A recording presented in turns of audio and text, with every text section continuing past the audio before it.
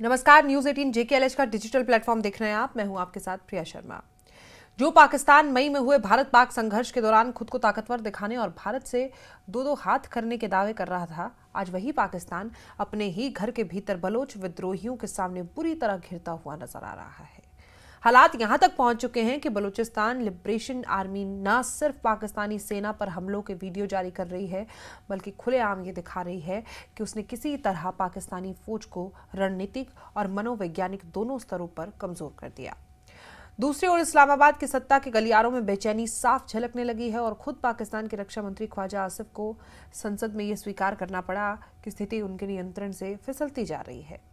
बलूचिस्तान में लगातार बढ़ते हमलों, सैन्य ठिकानों पर हमलावर कार्रवाइयों और सुरक्षा बलों की हताहतों की खबरों के बीच पाकिस्तान की सरकार और सेना की चिंता अब छिपी नहीं रह गई है। ख्वाजा आसिफ ने नेशनल असेंबली में बोलते हुए माना कि बलूचिस्तान का विशाल और दुर्गम भूगोल सुरक्षा बलों के लिए सबसे बड़ी चुनौती बन गया।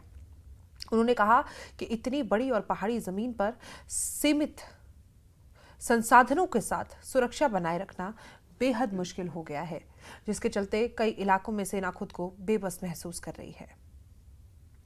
रक्षा मंत्री के इस बयान ने उस धारणा को और मजबूत कर दिया कि पाकिस्तानी सरकार और सेना बलोच विद्रोहियों के सामने लगातार दबाव में है।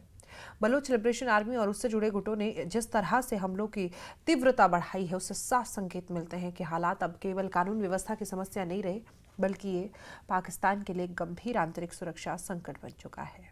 कई विश्लेषकों का मानना है कि बलूचिस्तान में हालात अब ऐसे मोड़ पर आ पहुंचे हैं जहां इस्लामाबाद के पास आसान समाधान नहीं बचा।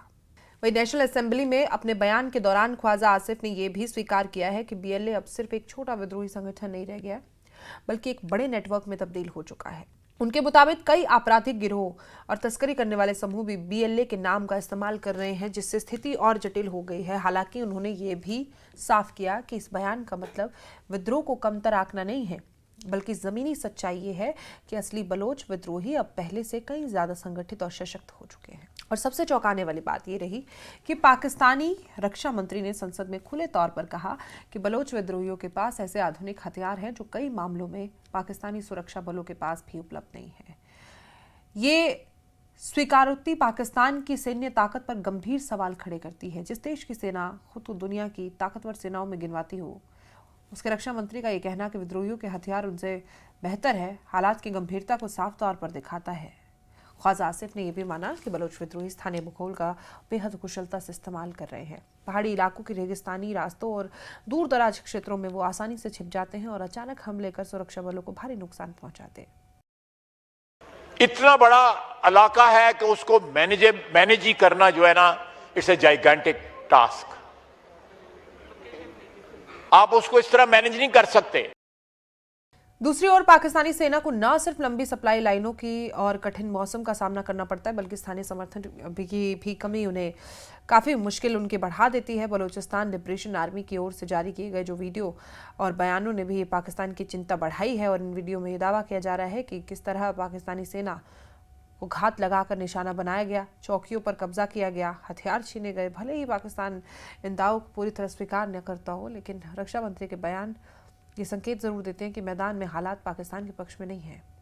राजनीतिक विश्लेषकों का मानना है कि बलूचिस्तान संकट पाकिस्तान की उस नीति का नतीजा है जिसमें दशकों तक बलोच लोगों की शिकायतों, संसाधनों के बंटवारे और राजनीतिक अधिकारों की अनदेखी की गई। अब वही असंतोष सशस्त्र विद्रोह का रूप ले चुका है। ऊपर से आर्थिक बदहाली, IMF पर निर्भरता और आंतरिक राजनीतिक अस्थिरता ने इस संकट को और गहरा कर दिया। एक तरफ पाकिस्तान भारत के साथ तनाव को लेकर बड़ी बड़ी बातें करता रहा, तो दूसरी तरफ अपने ही देश के भीतर वो नियंत्रण खोता नजर आ रहा है। बलूचिस्तान में हालात ये दिखा रहे हैं कि पाकिस्तान की असली चुनौती बल्कि उसके अंदर है। रक्षा मंत्री ख्वाजा आसिफ के बयान इस बात की खुली स्वीकृति है कि बलोच विद्रोह अब पाकिस्तान के लिए एक दीर्घकालिक और गंभीर सिरदर्द बन चुका है, जिसे आने वाले समय में निपटना और भी कठिन होने वाला है। आपकी इस खबर पर क्या राय है, कमेंट बॉक्स में जरूर बताएं।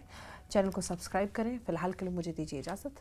नमस्कार। ये इनके पास जो असला है, मैं आपको उसका भी बताता हूं। 20 लाख रुपए की तो सिर्फ राइफल है, हमारे पास नहीं है वो राइफल। उसके ऊपर जो लेजर, जो हीट, बॉडी की हीट से डिटेक्ट होकर फायर होता है, वो $4,000-5,000 का वो है। टोटल जो गियर है इनके पास जो है, इट्स क्लोज टू $20,000।